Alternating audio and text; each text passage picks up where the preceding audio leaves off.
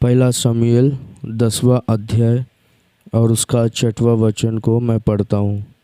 तब यहोवा का आत्मा तुझ पर बल से उतरेगा और तू उनके साथ होकर नबूवत करने लगेगा और तू परिवर्तित होकर और ही मनुष्य हो जाएगा।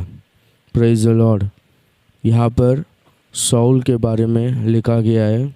शमूएल कहता है कि तू परिवर्तित होकर और ही मनुष्य हो जाएगा, तू पूरी तरह से बदल जाएगा, तेरा विचार बदल जाएगा और तेरा चाल चलन, तेरा स्वभाव, तेरा मनस्तत्व, तू पूरी तरह से बदल जाएगा और ही मनुष्य हो जाएगा करके यहाँ पर शमूएल शाऊल के बारे में कहता है। देखो, शाऊल के गदहिया गुम गए थे करके शाऊल गदहिया को ढूंढते हुए शमूएल के पास आता है। शमूएल उनसे कहता है कि तुम्हारे जो गधे हैं वो मिल गए हैं, तुम्हारा पिता गधे के बारे में नहीं, अभी तुम्हारे बारे में चिंता करता है करके बोलकर इस मार्ग से तुम जाओ करके वो मार्ग के बारे में बताता है। वो मार्ग में हम लोग देखेंगे तो शमूएल कहता है कि पहला शमूएल 10वां अध्याय और दूसरा वचन में हम लोग देखेंगे तो वहाँ पर है ना, शमूएल शाऊल से कहता है कि यहाँ से होते हुए जाएगा तो वहाँ पर है ना, राहेल के कब्र के पास बेन्यामीन देश के सीमा पर सेल्साहु करके वो प्रांत से होकर तू गुजरना करके कहता है। और आगे तू जाते रहेगा तो तभी बेतेल से तीन जन आते रहेंगे, वो तुझसे मिलकर तेरी कुशल को पूछकर वो तुझको खाने के लिए रोटी देंगे। और तू आगे जाते रहेगा तो परमेश्वर का पहाड़ आएगा, तू परमेश्वर के पहाड़ के ऊपर चढ़ जा। ऊंचे स्थान से नबियों का एक दल उतरते हुए आएगा, तू उनमें जाके मिल जा और परमेश्वर का आत्मा तुझ पर उतर आएगा और तू भी उनके साथ नबूवत करने लगेगा और तू और ही मनुष्य हो जाएगा करके शमूएल कहता है। देखो, वहाँ पर है ना, पहला शमूएल कहता है कि तू सेल्साहु में जा, वो है ना बेन्यामीन देश के सीमा पर राहेल के कब्र के पास है करके कहता है। देखो, राहेल का कब्र और बेन्यामीन देश का सीमा, ये सेल्साहु, ये ना बपतिस्मा का अनुभव को दर्शाता है। और राहेल है ना, जब अपना दूसरे बेटे को जन्म दे रही थी, बहुत पीड़ा से वो है ना एक बच्चे को जन्म देती है और जन्म देकर मर जाती है। मरते मरते ना वो बच्चे का नाम है ना बेनोनी करके रखती है, यानी शोक का पुत्र, यानी दुख का पुत्र, दुख देने वाला पुत्र करके नाम रखती है और वो मर जाती है। तो याकूब ने ना इस बच्चे का नाम बेन्यामीन करके रखा, यानी दाहिने हाथ का पुत्र करके रखा।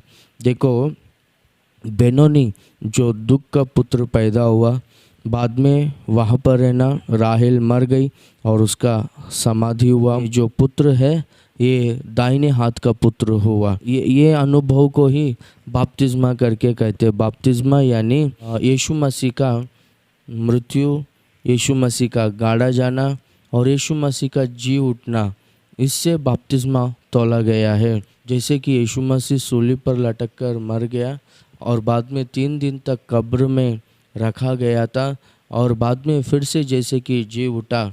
जो कोई भी बपतिस्मा लेते हैं वे लोग है ना पाप के विषय में ना पूरी तरह से मर जाना चाहिए। वो व्यक्ति मुर्दों के पास जाकर देखो, उसको कोई भी लात मारेंगे तो क्या वो उल्टा जवाब देता है क्या? या फिर मुर्दे के पास जाकर कोई भी गाली देंगे तो उल्टा जवाब देगा? मुर्दा सिगरेट पीगा क्या? मुर्दा कुछ भी व्यभिचार करेगा क्या? नहीं करेगा ना। वैसे ही जो कोई भी बपतिस्मा लेते हैं वे लोग है ना, पहला है ना पाप के विषय में मर जाना चाहिए और बाद में मरा हुआ उस व्यक्ति को क्या करते हैं बोलो तो पानी में ना ऐसा डुबाते, यानी उसको गाड़ देते पानी में और बाद में उनको ऊपर उठाते और जो उठता है वो यीशु मसीह के साथ जी उठता है। इसी को ही बपतिस्मा करके कहते हैं। पानी में डुबाना। देखो मिस्र देश का सारा सेना जैसे कि पानी में, लाल समुंदर के पानी में डूबकर मर गया था, इजरायली लोग पानी के बाहर आए थे, वो भी बपतिस्मा को दर्शाता है। मिस्र का सेना यानी पापी लोग, यानी दुष्ट लोग, वे लोग है ना मर जाना चाहिए। वैसे ही बपतिस्मा जो कोई भी लेते हैं उस अनुभव से होकर गुजरते हैं, उनके जीवन में ना क्या होता है बोलो तो, जो दुष्ट मनुष्य उनके अंदर रहता है, यानी जो दुष्टता रहता है, जो पाप रहता है, वो पूरी तरह से मर जाता है और वो उसको पूरी तरह से दफना देते हैं। और जैसे कि इजरायली लोग लाल समुंदर को पार किए थे, उसी तरह से लोग है ना नया जीवन को प्राप्त कर कर मसीह के साथ में जी उठते हैं। इसीलिए ये है ना बपतिस्मा को दर्शाता है। और एक हम लोग देखेंगे तो तीसरा वचन और चौथा वचन में शमूएल कहता है कि तू वहाँ से आगे जाते रहेगा तो बेतेल से ना 3 जन आते रहेंगे, एक बकरियों को लेकर आएगा और एक रोटियों को लेकर आएगा और एक दाख मधु को लेकर आएगा। वो तेरा कुशल को पूछकर वो लोग है ना तुझको खाने के लिए 2 रोटी देंगे। तो वो 2 रोटी खाकर तू आगे जा कर के वहाँ पर रहना। शमूएल कहता है ये रोटी जो है परमेश्वर का वचन का सादृश्य है, बेतेल जो है परमेश्वर का मंदिर का सादृश्य है, और ये 3 व्यक्ति मंदिर में सेवकाई करने वाले सेवक लोग हैं, और रोटी परमेश्वर का वचन का सादृश्य है। तो ये लोग हैं ना तुझको खाने के लिए रोटी देंगे, यानी तू वचन को खा, तभी तू ये रोटी खाएगा तो तुझको ताकत मिलेगा और तू आगे बढ़ सकता है। तो देखो हम लोग है ना वचन की इस आत्मिक भोजन को हम लोग है ना पूरी तरह से भरपूर से खाते रहने का, हमारा दिल पूरा परमेश्वर के वचन से भर जाना चाहिए। यीशु मसीह कहता है कि मनुष्य केवल रोटी से नहीं पर परमेश्वर के मुख से निकला हुआ वचन के द्वारा जीता है करके कहता है। तो वचन के द्वारा ही हम लोग इस आत्मिक जीवन को, विश्वास का जीवन को जी सकते हैं, और वचन के द्वारा ही हमारा जीवन को हम लोग आगे बढ़ा सकते हैं। और एक हम लोग देखेंगे तो शमूएल कहता है कि तू वो रोटी लेकर खा के तू आगे जा, तो वहाँ पर रहना परमेश्वर का पहाड़ तुझको दिखाई देगा। तो परमेश्वर के पहाड़ के ऊपर तू जाते रहे, ऊंचे स्थान से ना नबियों का एक दल उतरते हुए आएगा, तू है ना उनके साथ में जाके मिल। वे लोग है ना बांसुरी, डफ, वीणा और ये सब म्यूज़िकल इंस्ट्रूमेंट्स लेकर वे लोग है ना परमेश्वर का आराधना करते हुए, परमेश्वर के आत्मा से भरपूर होकर वे लोग है ना प्रवचन नबूवत करते रहेंगे वे लोग। तो है ना तू उनके साथ में जाकर जब मिलेगा तब है ना पवित्र आत्मा तेरे ऊपर उतर आएगा। तभी क्या होगा बोलो तो तू भी है ना उनके साथ में नबूवत करने लगेगा, उनके साथ में तू भी अन्य भाषाओं में बात करने लगेगा, और तू पूरी तरह से परिवर्तित होकर और ही मनुष्य हो जाएगा, तू अलग इंसान बन जाएगा करके कहता है। तो पवित्र आत्मा का अभिषेक को ये शाऊल ने पाया है।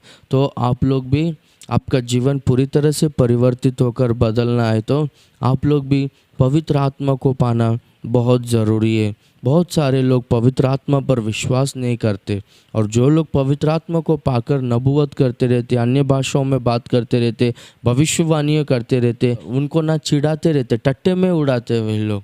तो है ना वैसा नहीं करने का। जो लोग है ना पवित्र आत्मा के विरोध में बात करते हैं, वे लोगों को इस युग में और आने वाले युग में क्षमा नहीं है करके अपने को बाइबल कहता है। देखो बहुत सारे लोग हैं ना पवित्र आत्मा को नहीं पाए, इसका कारण क्या है बोलो तो वहाँ वो लोग हैं ना जिस झुंड में रहते हैं ना उस झुंड में किसी को भी आत्मा नहीं है। यहाँ पर है ना शमूएल शाऊल से कहता है कि नबियों का एक दल आएगा, एक झुंड आएगा, तू उनमें जाके मिल, तभी क्या होगा बोलो तो तेरे ऊपर भी आत्मा उतर आएगा करके कहता है। देखो अभी चूल्हे के नीचे बहुत सारे लकड़ियाँ है, तो लकड़ियाँ जल रहा है, तो एक जो गिल्ला लकड़ी है, सूखा हुआ लकड़ी, सब लकड़ियाँ जल रहे, एक गिल्ला लकड़ी अगर ये जलते हुआ ये लकड़ियों के बीच में रख देंगे ना तो क्या होगा, ये लकड़ी भी ना जल्दी से सूख कर ये लकड़ी भी है ना जल जाएगा, ये लकड़ी को भी आग पकड़ लेगा। उसी तरह से आप लोगों का फेलोशिप कौन सा है, ये भी आपको ध्यान देना बहुत ज़रूरी है।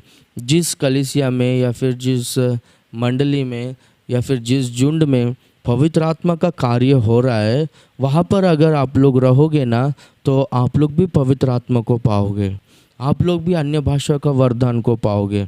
तो यहाँ पर है ना, शाऊल का जीवन पूरी तरह से परिवर्तित होकर वो अलग इंसान बन गया। इसका कारण क्या है बोलो तो पवित्र आत्मा को पाया। मेरा जीवन भी ना पवित्र आत्मा को पाने के बाद ही पूरी तरह से बदल गया।